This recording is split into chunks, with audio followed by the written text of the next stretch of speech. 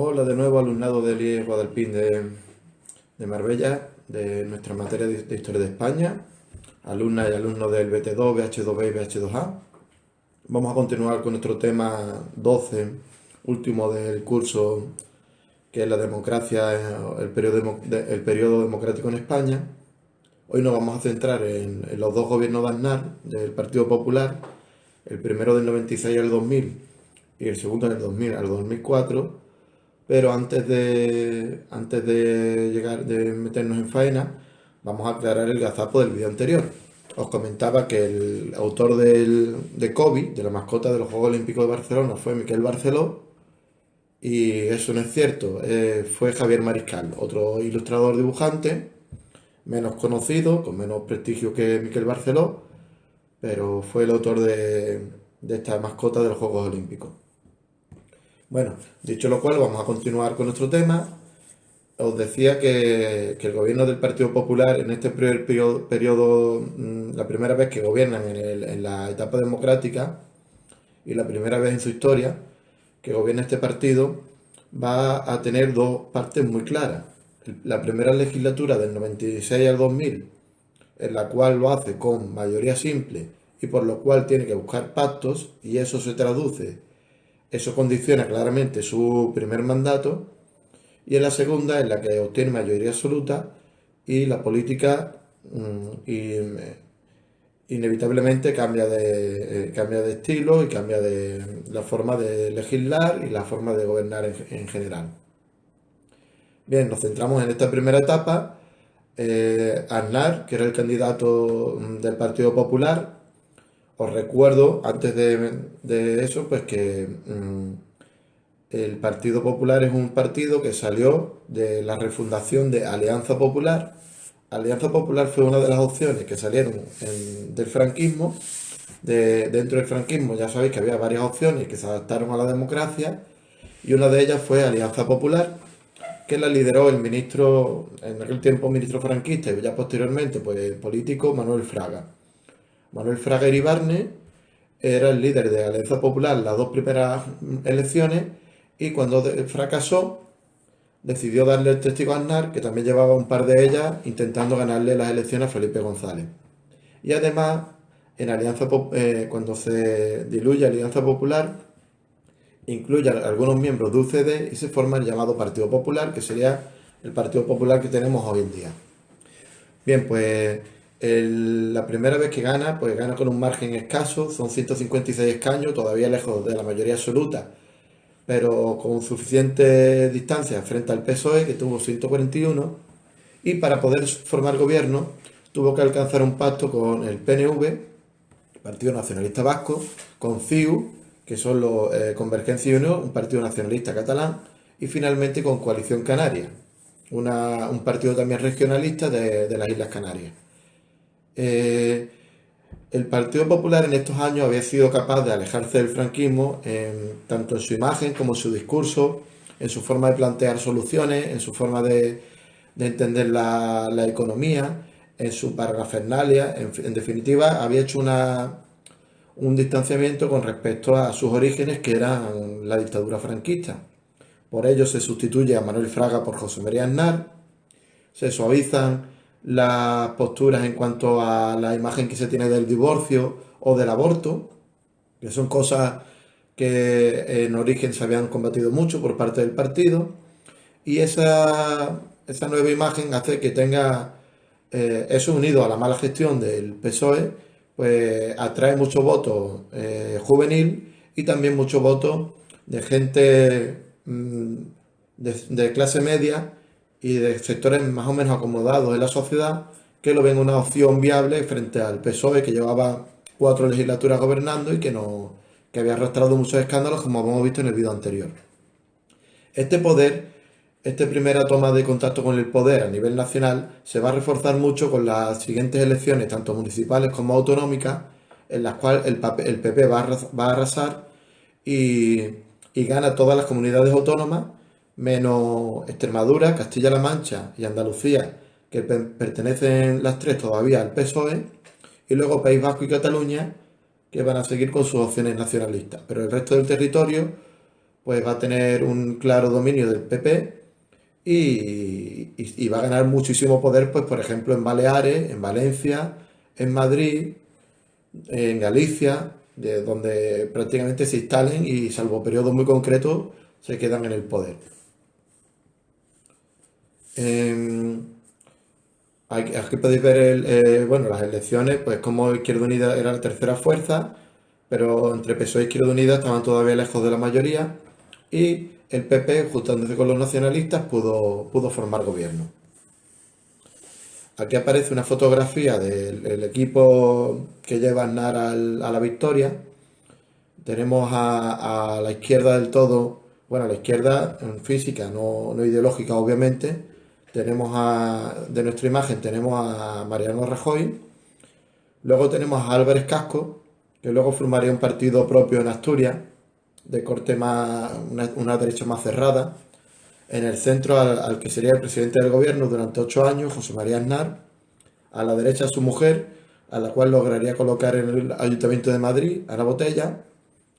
Y finalmente a Rodrigo Rato, que sería ministro de Economía, vicepresidente del gobierno, y después de la salida del PP del poder, pues se vincularía a Bankia y luego al Fondo Monetario Internacional, y acabaría mezclado con escándalos de corrupción y encarcelado. La formación de este primer gobierno de Aznar mezcla políticos jóvenes de nueva cuña que no eran tan conocidos en España como Rodrigo Rato, ahí lo tenéis, ministro de Economía y vicepresidente del gobierno, y otros pues como Jaime Mayor Oreja, que venía del antiguo OCDE. Como he comentado, el OCDE se refundó con Alianza Popular y formaron el PP. Jaime Mayor Oreja fue ministro de Agricultura. Eh, Establece una política más dialogante motivada por la necesidad de la minoría. Quiere decir, cuando un gobierno está en minoría o en mayoría simple, pues tiene más obligación de dialogar con el resto de fuerzas políticas que si está en mayoría absoluta. Por ejemplo, hoy en día lo estamos viendo como Pedro Sánchez, que está con un gobierno de coalición, con muchísimos partidos, y tiene una mayoría bastante limitada, pues como cada paso que dé, tiene que consensuarlo con el resto de fuerzas, ya sea con el Parlamento, ya sea con los presidentes autonómicos cuando quiere tomar una decisión que incumbe a la sanidad o a lo que sea a nivel territorial, ¿no? A nivel autonómico. Pues ese ejemplo de la actualidad, salvando las distancias del estado en el que nos encontramos tan concreto, tan especial, sería lo que tenía José María Aznar en aquel momento, es decir, un gobierno con mayoría, pero con mayoría simple, y en la cual la mayoría de decisiones que tiene que tomar tiene que llegar a acuerdos. Entonces eso le obliga a tener un gobierno mucho más dialogante de los que se tiene cuando un gobierno tiene mayoría absoluta. Ahí aparece la detención de Rodrigo Rato, fue mucho después de ser ministro, en 2015. Sería detenido por... Y en la primera imagen aparece al frente del Fondo Monetario Internacional. No me acuerdo por qué fue detenido, pero por algo de corrupción, por algo relacionado con Bankia, con lo que en su momento fue Caja Madrid y su salida a bolsa. Bien, la situación económica al principio, si bien venimos de un periodo desastroso a nivel económico, con una crisis muy aguda, especialmente después de los Juegos Olímpicos de Barcelona, la coyuntura que ya coge el Partido Popular es un poco favorable porque se ha ido suavizando la situación y porque el último gobierno de Felipe González, con Pedro Solbes de ministro de Economía, había tomado ya medidas bastante duras que habían empezado tímidamente a tener efecto. Por lo tanto, Rodrigo Rato ahora, que hereda el puesto de ministro de Economía, sigue con esas políticas, las aumenta un poco y esto permite que esta suavidad o esta atenuación de la crisis permite que el gobierno llegue a acuerdos con algunos sindicatos y se mantengan el poder adquisitivo, es decir, no se reduzcan las pensiones y también se puedan llevar algunas a cabo reformas en algunos aspectos del ámbito laboral. Eh, que no se agrave la economía no quiere decir que el paro descendiese, el paro seguía estando en unos niveles muy críticos, con un 20% de la población, pero el hecho de que llegue un gobierno nuevo al cual la sociedad y los sindicatos tienden siempre a darle un margen para que pueda tener, le dé tiempo a legislar, pues llega en el 96, en el 97 todavía la situación no es óptima, pero se le decide dar tiempo y eso unido a que probablemente había una enorme economía sumergida, quiere decir que había mucha gente que cobraba en negro, pues se traduce en que la conflictividad laboral se reduce. Si los datos de 20% de paro fuesen reales y el 20% de la población no ingresa, probablemente la conflictividad hubiera sido mucho mayor que la que se tuvo en aquella época. Mm, España se fue adaptando, siguió las políticas que ya había comenzado el PSOE, siguieron estableciendo medidas que se habían acordado en Maastricht, os recuerdo, en 1993, y eso permite a España la entrada en la Unión Económica, bueno, la consolidación en la Unión Económica en la que ya se encontraba, pero sobre todo la entrada en la Unión Monetaria, es decir, la adopción del euro, que entraría a circular en España en enero del año 2002. También se produjo una serie de la privatización de una serie de empresas como Telefónica o Repsol. Telefónica es la actual Movistar, sería una compañía del Estado que fue privatizada y otra Repsol, una compañía energética que también pertenecía al Estado y que ahora va a ser privatizada. ¿Qué resultado tienen estas privatizaciones? Pues a corto plazo, un ingreso enorme al Estado. Venden la empresa y el Estado ingresa muchísimo dinero. A medio y largo plazo ya es más discutible porque todos los ingresos que se hubieran derivado de estas compañías han ido a parar al final a manos privadas. Ahí había un intenso debate entre los partidarios de privatizar o no.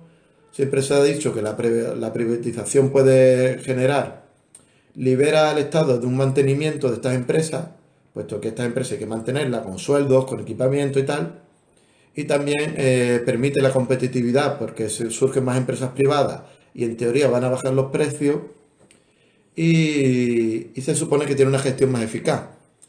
La experiencia ha demostrado que la mayoría de las veces eso no es cierto y que las empresas que se mantienen gestionadas por la compañía, por el Estado, finalmente acaban siendo más eficaces y menos deficitarias que las públicas, que las privadas, perdón. Pero bueno, es un debate que puede ser eterno entre los partidarios del liberalismo económico y los partidarios de un corte más socialista, ¿no? La cuestión es que se privatizaron Telefónica y Repsol. Se produce un crecimiento desmesurado de la economía, sobre todo basado en el ladrillo. Aznar hizo primero una ley del suelo, liberó las condiciones para hacer un suelo urbanizable y eso hizo que ayuntamientos, empresas privadas y compañías de todo signo político, también ayuntamientos de izquierda en teoría, se lanzaran a la construcción en multitud de lugares y eso provocó un aumento enorme de la mano de obra en la construcción y un descenso enorme del paro. Luego, basar tu modelo económico en la construcción tiene unas debilidades que veríamos en la crisis que se vino en 2008, pero por ahora se está haciendo eso. El paro se desciende a la mitad, al 10%, en esta primera legislatura, lo cual es una cifra muy, muy buena, y luego se produjo una reducción de impuestos a las rentas más altas y a las obtenidas del capital. La renta obtenida del capital significa que a aquellas personas que ganaran más de 600.000 euros, que se toma esa cifra porque redondamente si lo cogemos en cifras redondas, eran 100 millones de las antiguas pesetas, pues ganar más de 600.000 euros te permitía cotizar por impuestos de sociedades y no por impuestos de personal, de IRPF, y cotizar al 1% en lugar de pues, al 20, al 21 o al 25 que puede tener una persona normal cotizando por IRPF. En la política antiterrorista seguimos con el problema de ETA, con un problema de diálogo a pesar de que en este primer periodo se ha intentado el acercamiento, sobre todo marcado por esa necesidad que tiene el gobierno de pactar con el PNV. Un momentillo.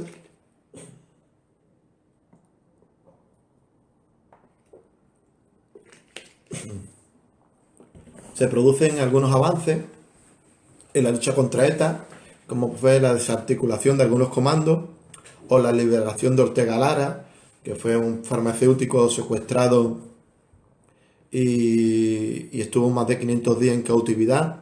Finalmente fue liberado.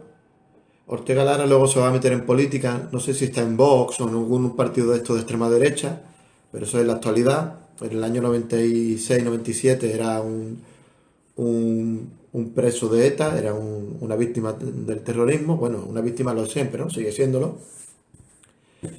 Y yo creo que este punto es muy importante, el punto de inflexión en la lucha contra ETA, en la cual no solo estaban ya los partidos políticos, como podría ser el PP o el PSOE, los partidos mayoritarios, o las fuerzas de seguridad y cuerpos de seguridad de orden público, ya no solo los militares, los policías o los políticos, sino la masa social se tira a la calle y se suma a la lucha contra ETA cuando se produce el episodio de Miguel Ángel Blanco.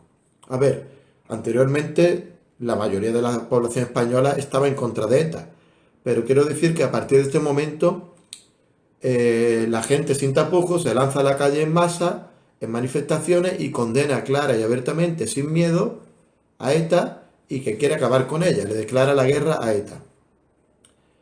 Era un concejal joven de un pequeño pueblo del País Vasco llamado Hermoa y fue secuestrado y ETA le da un ultimátum al gobierno, le dice que si no acerca una serie de presos políticos en, no sé si le dijo 24 o 48 horas, le dijo que mataría a Miguel Ángel Blanco.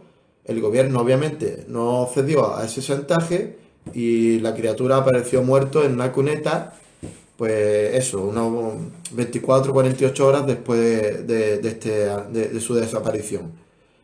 Este repugnante asesinato provocó que la gran mayoría de la población condenase a ETA y la mayoría de expertos coinciden en que supone el principio del fin de ETA. Cuando produjo este atentado, parece que ya pues la gente dijo el famoso lema, basta ya. Se provocó un acercamiento de las posturas entre el PNV y de las posturas, quiero decir. Se produjo un acercamiento de las posturas de los partidos nacionalistas y un alejamiento de las posturas del resto de partidos. Quiere decir que en principio se quería aislar a HB, que era la izquierda Abertzale, pero al final el PNV acabó acercándose a la izquierda Abertzale. Ahora vamos a explicar lo que fue eso, porque es el pacto de Estera, que sustituye al pacto de Ajuria. ETA va a anunciar una tregua de 14 meses que va a romper matando luego a algunos policías 14 meses después de su anuncio. Este es Miguel Ángel Blanco. Y luego, a ver, porque me quiero ir directamente a esto, porque ahora retomamos unas diapositivas anteriores. A ver, el pacto de Ajuria se había firmado anteriormente en los años 80 y había logrado, o había sido un pacto entre la mayoría de las fuerzas políticas, en la cual no se encontraba la izquierda Abertzale y estaba el PNV y el resto de fuerzas de los partidos españoles del País Vasco para acabar con ETA y para también fortalecer en cierta medida el nacionalismo vasco, pero por la vía pacífica y no por la vía de la violencia. Bien, ahora se va a producir el pacto de Estella o pacto de Lizarra, que es un pueblo de Navarra, en euskera se dice Lizarra, en español se dice Estella. ¿Qué fue este pacto? Este pacto fue uno entre todos los partidos nacionalistas, y ahí incluimos al PNV, a HB, Herri Batasuna en aquel tiempo, sería la izquierda abertzale, y también a Eusko Askatasuna, que sería una escisión del PNV que sería más o menos el término medio entre la izquierda y la derecha vasca. Esta foto es muy fácil, es más fácil entenderlo con la foto que con lo que yo os puedo explicar. Garaikoetxea, el otro día os hablé de él porque en su momento formaba parte del PNV y aparece en el pacto de Ajuria Enea. Pero poco después, en el año 86 más o menos, fundó su propio partido, que es Eusko Askatasuna. Ese partido era como un término medio entre el PNV, ahí veis a Javier Arzalluz, que era el líder del PNV, que sería la derecha nacionalista vasca, y Herri Batasuna, en este caso tenéis a Arnaldo Otegi, que sería la izquierda nacionalista vasca o también izquierda abertzale.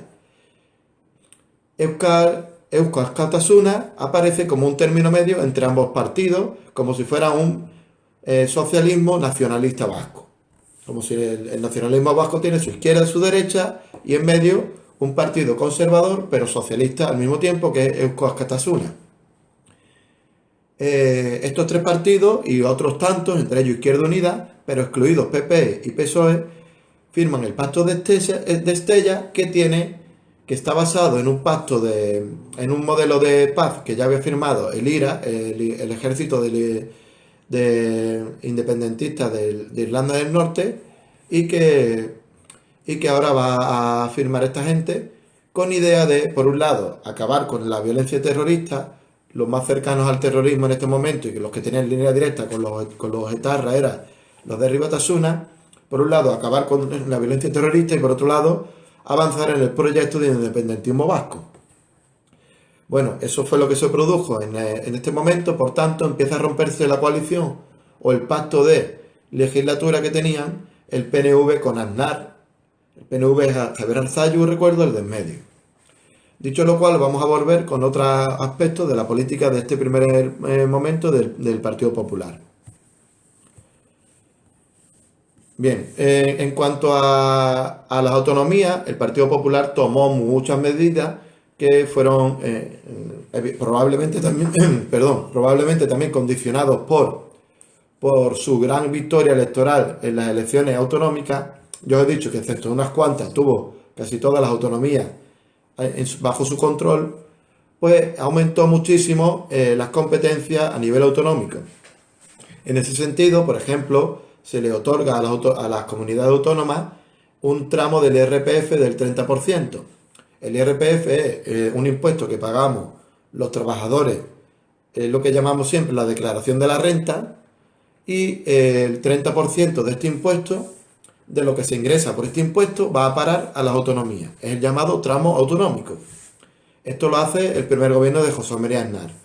También se quitaron los gobernadores civiles, que eran los que mandaban en cada una de las provincias y que ponía el gobierno directamente, el gobierno central directamente. Fueron sustituidos por los llamados delegados de gobierno. Y algunos sectores más antinacionalistas dentro del partido fueron silenciados. Digamos que dentro del PP había una ala más claramente antinacionalista y fueron puestos en una segunda línea porque interesaba llevarse bien con el PNV y con CiU. Otras medidas, por ejemplo, que a mí me vino muy bien, fue la de suspender el servicio militar obligatorio y hacer un ejército exclusivamente profesional. Mi quinta, que es la del 83, fue la primera que no tuvo que ir a la mili ni hacer ningún tipo de prestación. Hasta la generación anterior, la gente que nació en el año 82, tenían o bien que ir 9 meses a hacer una instrucción militar a algún cuartel de España, o bien 9 meses a hacer algún tipo de labor social, pues por ejemplo, apuntarse en la Cruz Roja. Aznar quitó esto, profesionalizó el ejército y lo modernizó, y ya mi generación pues solo fue a la mili el que quiso, con otras condiciones, con una paga y con otros condicionantes diferentes a los que vivieron las generaciones anteriores a mí.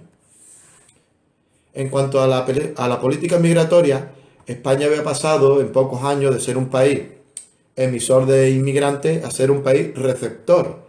En este periodo España va a recibir, y sobre todo vinculado ahora con el crecimiento económico y con el ladrillo, España va a recibir multitud de personas de fuera, especialmente vamos a recibir del norte de África, marroquíes, del este de Europa, van a venir polacos, rumanos y muchos también de América Latina, especialmente argentinos, ecuatorianos. Bueno, pues todos estos ciudadanos de más partes del mundo, obviamente, dicho nada más, los más destacados en número, van a llegar a España.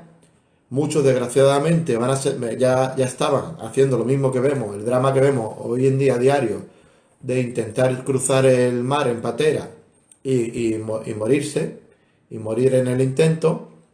Y Aznar para ello creó una polémica ley de extranjería, de la cual todavía tenemos bastante polémica, aunque ahora parece que ya ha quedado en un segundo plano, porque todo se lo come, la actualidad del asunto que se lo come, y que no vamos a repetir.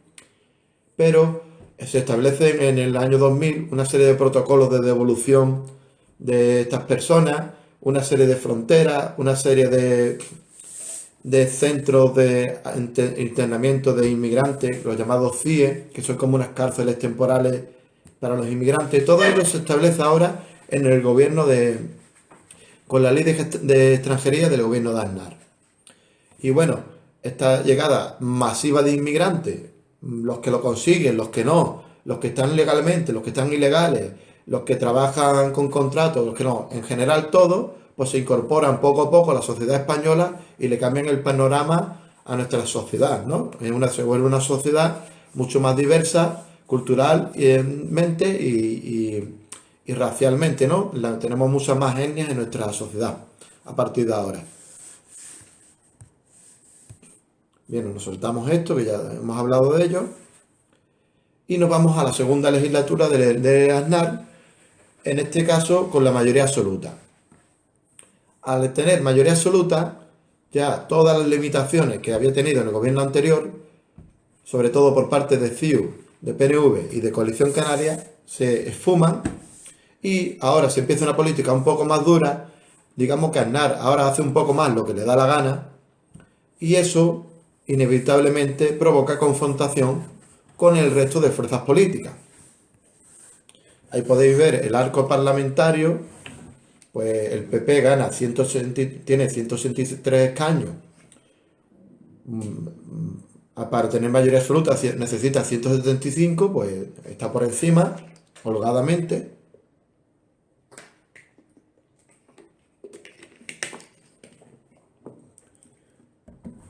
En este momento se produjo una de los casos más evidentes de los defectos que puede tener el sistema de repartos de escaños en nuestro modelo electoral, en nuestra ley electoral, puesto que CiU obtuvo mucho menos votos que Izquierda Unida, pero obtuvo mucho más escaños.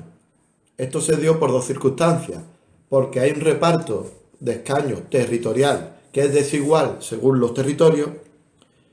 Me voy a inventar las cifras porque no las tengo delante y no recuerdo, pero imaginaros que, por ejemplo, Andalucía, que tiene 8 provincias y tiene 10 millones de habitantes o 9 millones de habitantes, tiene X escaños, y Cataluña o País Vasco, que tienen respectivamente 4 y 3 provincias respectivamente, tengan un número similar de escaños. Por tanto, si haces una regla de 3, para alcanzar un escaño en Andalucía necesitas mucho más votos que para alcanzarlo en estos territorios. Eso explica que con mucho menos votos en números totales, partidos como Izquierda Unida o PNV tengan 7 y 8 escaños, no, perdón, como PNV y CiU tengan 7 y 15 escaños, y otros como Izquierda Unida, con mucho más votos en toda la península, al final tengan solo 8 escaños. Os recuerdo la ley d'Hondt. Para conseguir un escaño en una provincia necesita muchos menos votos conforme avanza.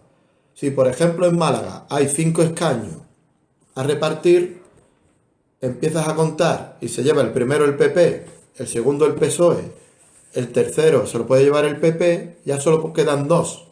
Es muy complicado que un partido más minoritario, como puede ser Izquierda Unida o Ciudadanos, uno de estos, o Vox, aunque Vox después subió mucho, se llevase el cuarto y el quinto, porque ya PP y PSOE han acumulado muchos anteriormente. Con ese modelo territorial se produce una proyección de los votos que no es real del todo, o por lo menos no es real el número de votos totales con número de escaños obtenidos. Bueno, me he detenido a explicar otra vez la ley d'Hondt, pero aquí lo que nos interesa de esta imagen es la mayoría absoluta del PP, que va a marcar su segunda legislatura y la comodidad, entre comillas, con la que va a legislar a partir de ahora.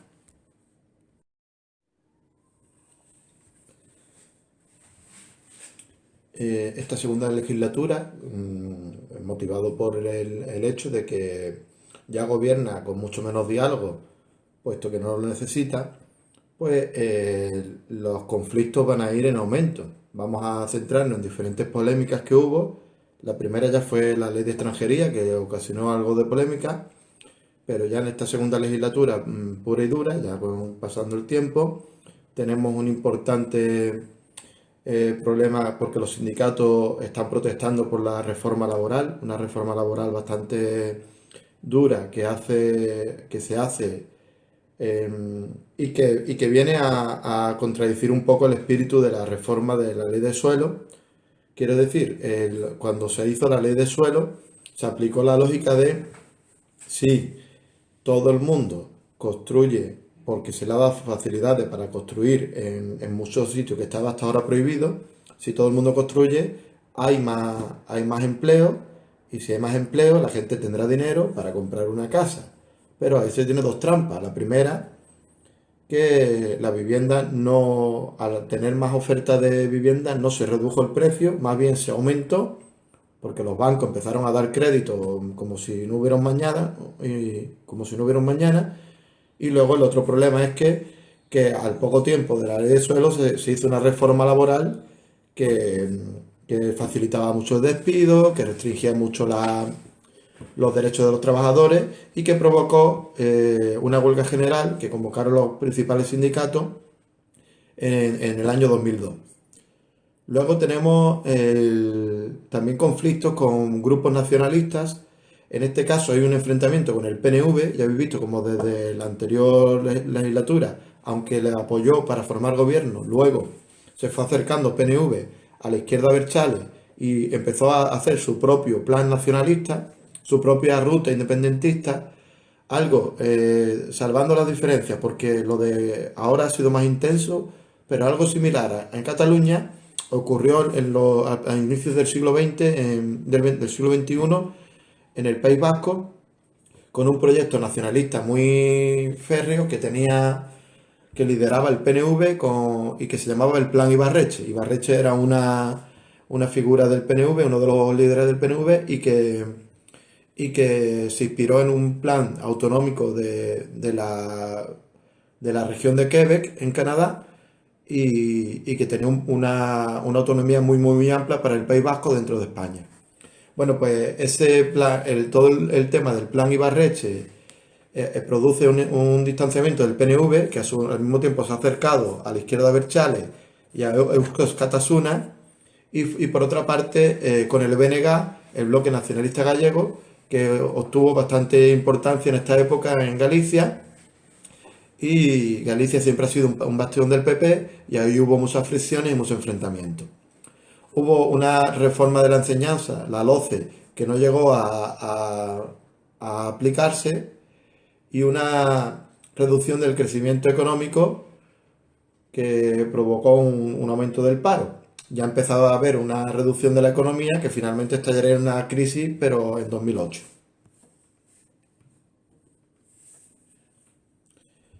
La huelga general de 2002, como os comentaba, pues se produjo por el recorte de los derechos laborales. También se recortó el subsidio por desempleo, es decir, lo que cobra cuando terminas tu contrato, tienes unos meses X y una cantidad X de paro, se redujo. Y por la supresión o disminución muy drástica del PER, que era el paro agrícola. Era una ayuda que se daba a los agricultores, bueno, se sigue dando, pero se redujo mucho, que se daba a los agricultores, especialmente de aquellas zonas más dedicadas a los jornaleros, como ha sido tradicionalmente Andalucía y Extremadura, en la cual el jornalero recibía unas firmas por parte del agricultor, del dueño de la finca o del empresario que lo contratase por cada jornada trabajada. Y cuando acumulaba una serie de jornadas tenía derecho a cobrar una especie de ayuda que se llamaba paro agrícola o PER.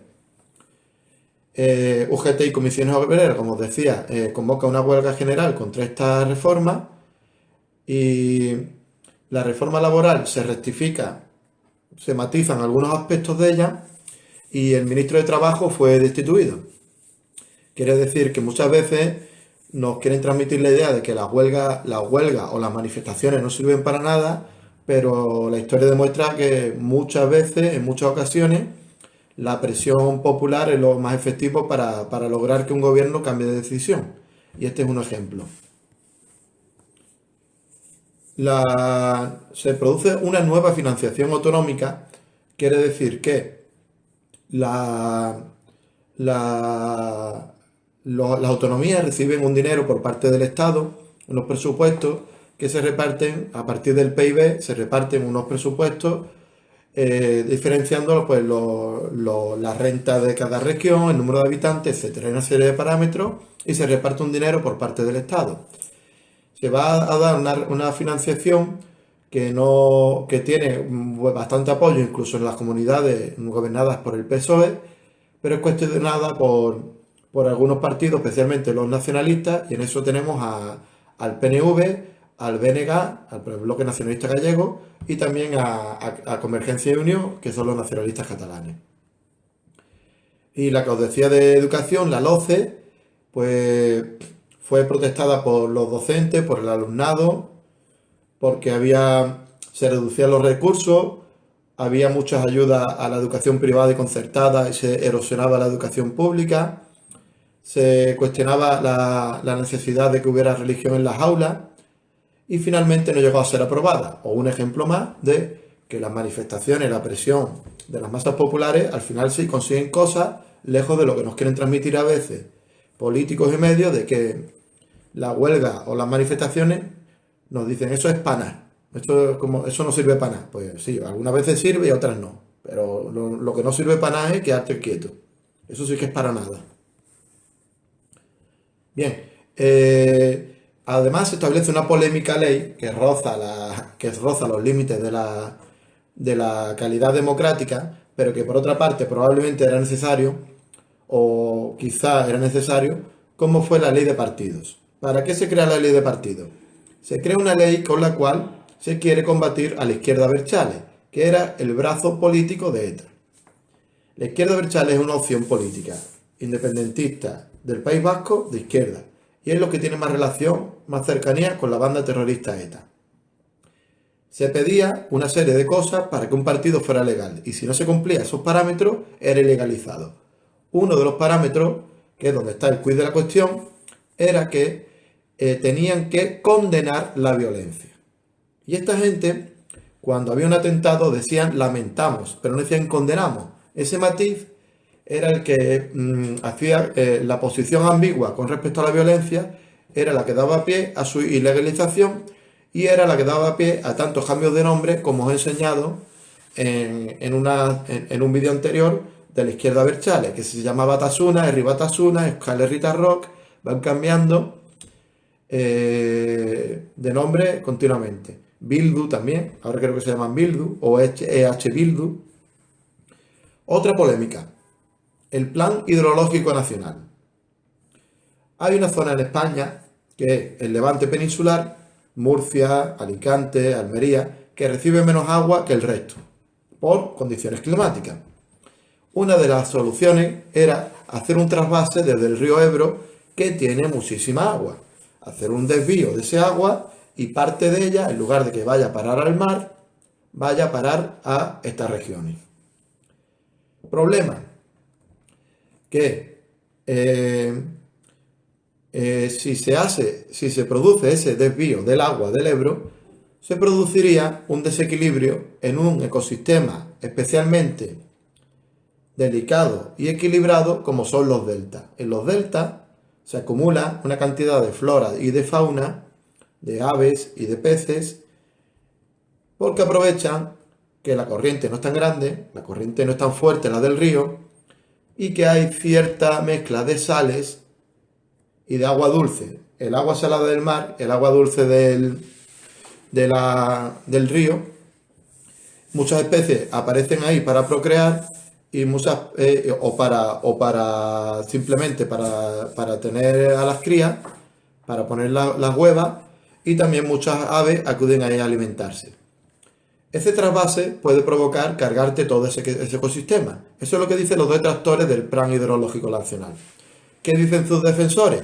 Que las regiones españolas tienen que ser solidarias entre sí y que si en un sitio sobra el agua y en el otro falta, habría que desviarlo. Realmente pues se hacía un uso demagógico de ambas posturas, especialmente de la segunda, de la solidaridad entre regiones, y probablemente hay alternativas como desaladoras para paliar la falta de agua en el Levante peninsular. Pero eso originó un enorme debate, un enorme conflicto entre regiones de un partido, regiones de otro, ciudadanos de una región, ciudadanos de otra, y ecologistas, economistas, agricultores, etc. Y ese plan hidrológico nacional lo estableció el PP y creó mucha polémica. Finalmente nos ha acabado haciendo el trasvase del delta del Ebro por ahora. Esperemos que siga así. Se produjo un freno al crecimiento económico, se va viendo lo que luego va a ser una crisis muy aguda, pero no se redujo la inflación. Es decir, los precios siguieron subiendo a pesar de que la economía se quedó estancada. Como hubo motivo de este freno económico, hubo una reducción de los ingresos y por tanto hubo recortes en los presupuestos del Estado, hubo los famosos recortes que generaron sobre todo un deterioro de los servicios públicos, sanidad, educación, servicios sociales, disminución de gastos sociales, por ejemplo, en viudez, en ayuda a la tercera edad, en cultura, inseguridad ciudadana, en cuanto que no había demasiado policías o efectivos policiales, y finalmente recortes en investigación, en becas para los estudiantes, en cultura, en empleo, en sanidad. Todos estos recortes en sanidad, en investigación, en becas, luego, con el tiempo, dan sus frutos. De aquellos polvos, estos lodos. Y cuando se recorta en un país, en estos sectores que son fundamentales, que son estratégicos, cuando vienen situaciones de emergencia, nos encontramos en pañales. Y aunque tengamos una tendencia a hacer lecturas a corto plazo de se decidió tal, se decidió cual, se ha hecho esto, se ha hecho lo otro, los problemas tienen un origen mucho más lejano y mucho más profundo, y es deteriorar lo público, deteriorar los servicios sanitarios, deteriorar los laboratorios, deteriorar la industria que pueda fabricar determinados aparatos que nos vengan bien ahora. Por supuesto, ahora se cometen errores y todos los partidos los cometen y todos los gobiernos centrales autonómicos están cometiendo, y se toman decisiones equivocadas y otras acertadas. Pero eso son situaciones coyunturales. Los problemas se generan de algo más profundo, y uno de los orígenes fue lo que hizo Felipe de quitar la industria, o lo que hicieron esta gente de recortar la sanidad.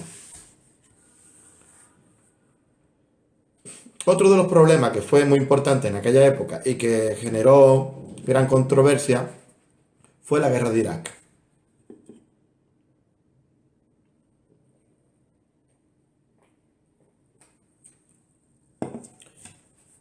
Yo tomo Coca-Cola y ahora me dispongo a criticar a Estados Unidos. Cuando cayeron las Torres Gemelas en 2001, el famoso 11S, el presidente del gobierno americano era George Bush, hijo. George W. Bush, padre. Ya lo hemos visto en este tema. Ahora vamos con George George, hijo. No, George Bush es el padre y George W. Bush, el hijo. tenía que reaccionar ante su opinión pública, ante los empresarios americanos, ante los inversores. Tenía que reaccionar a este ataque y lo primero que se hizo fue la invasión de Afganistán. Pero no contento con eso, 2 años después se decidió la invasión de Irak. Y la excusa que se puso para la invasión de Irak fue que Saddam Hussein, que era su dictador en aquel momento, estaba fabricando armas de destrucción masiva. Las Naciones Unidas enviaron a una serie de expertos a valorar si eso era cierto, a investigar, y concluyeron que no tenía Irak armas de destrucción masiva. Pero Estados Unidos y Gran Bretaña, ajenos a las recomendaciones de todos los demás países, dicen que sí que las tienen y que han decidido atacar y atacan. ¿Qué hace la Unión Europea? Pues, por ejemplo, Alemania y Francia dicen que no van a atacar. ¿Qué hace España? España decide irse con estos dos países y se inmiscuye en la guerra de Irak. La opinión pública estaba totalmente en contra, va a haber unas manifestaciones muy grandes con el no a la guerra como lema, incluso PSOE e Izquierda Unida acercan posturas para este conflicto, pero Aznar hace un pacto con Tony Blair, que era el presidente americano, el presidente británico, y con George Bush, que era el americano, y van los tres a la guerra. Otros problemas que se produjeron en esta segunda legislatura fue el hundimiento de un petrolero en las costas gallegas que se llamaba Prestige. Se hundió el petrolero, tenía unas pérdidas de unos depósitos de combustible, se hundió y aniquiló prácticamente toda la fauna marina y toda la fauna de pájaros que hay cerca de la costa, todas las gaviotas, etcétera. Y el gobierno, como tomó decisiones tarde y mal, pues el daño fue mucho mayor del que se hubiera causado si se hubiera actuado a tiempo. Aquí en la imagen veis las manifestaciones contra la intervención de España en la guerra de Irak. Con los años se ha descubierto que el interés de la invasión de Irak, más allá de la excusa que se pone de las armas de destrucción masiva, era un interés empresarial, puesto que la industria armamentística es una de las más potentes en Estados Unidos, y luego puesto que podemos ver cómo cada vez que destruyes un país luego hay que reconstruirlo, y entre las empresas que reconstruyeron Irak se encuentra una empresa llamada Dragados, que pertenece a Florentino Pérez, que era muy cercano a José María Aznar. Eso, entre otros. Un tal Paul Wolfowitz en Estados Unidos, la BP, la British Petroleum, también mete mano por parte de los británicos, es decir, ahí hay unos intereses comerciales y si se llevan por delante unas cuantas vidas, pues queda en un plano secundario. Esta imagen es el hundimiento del petrolero Prestige y lo que veis vosotros en la imagen son rocas de la costa, la llamada Costa da Morte, rocas negras de chapapote, del petróleo o chapapote que impregnó todas las costas. Y ahí aparecen gente con un traje especial limpiando la costa. En la guerra de Irak murió, esto lo pongo más como curiosidad, fue asesinado un periodista que era el hijo del líder de Izquierda Unida. Izquierda Unida tiene a Julio Anguita como líder, o en aquel momento, y su hijo, bueno, a esta altura ya no lo era, ya tenían otro líder, pero había sido muchos años el líder de Izquierda Unida, y su hijo, Julio Anguita Parrado, fue asesinado, era un fotógrafo que fue asesinado en aquel conflicto. ¿Qué hace, entre tanto, el PSOE? El PSOE, entre tanto, ha intentado reestructurar su partido, ha tenido dos liderazgos fugaces, el de Almunia y el de Borrell, y finalmente ha sido elegido líder tras un congreso nacional José Luis Rodríguez Zapatero. Y en las elecciones de 2004 acabaría siendo elegido José Luis Rodríguez Zapatero como presidente del gobierno, había ganado las elecciones internas y luego ganaría las del presidente del gobierno. Eso lo veremos en el siguiente vídeo, porque son unas elecciones un poco bastante convulsas y veremos los motivos que llevaron a los ciudadanos a votar al PSOE. Decir que no lo he mencionado, que las elecciones del año 2000, el PSOE e Izquierda Unida aparecieron no en coalición, pero sí que se presentaron de forma conjunta al Senado, y también el líder de Izquierda Unida del momento, que era Francisco Frutos, dijo claramente que apoyaría a Joaquín Almunia, el líder del PSOE, si llegaba a la Moncloa. Si ganaba las elecciones, le daría su apoyo ante una posible legislatura. Entonces no era un pacto no es una coalición electoral, que no se presentaron pues, bajo las mismas siglas, pero a efectos prácticos, si votaba a Izquierda Unida, sabía que su voto iba al PSOE porque así lo había dicho durante la campaña electoral. Bueno, terminamos con este segundo gobierno de Aznar. Tenemos primer tramo en minoría, con todos los problemas del tema nacionalismo, de ETA, de las medidas económicas y de ese gobierno en minoría. Y luego veremos la segunda etapa del gobierno en mayoría absoluta y aquellas polémicas leyes que se sacan adelante, como la reforma laboral o, o la decisión de invadir Irak, con las consecuencias que veremos en el siguiente vídeo. Espero que os haya servido bien, que os haya servido para entenderlo, para entender este periodo, y que nos vemos en la próxima. Un saludo.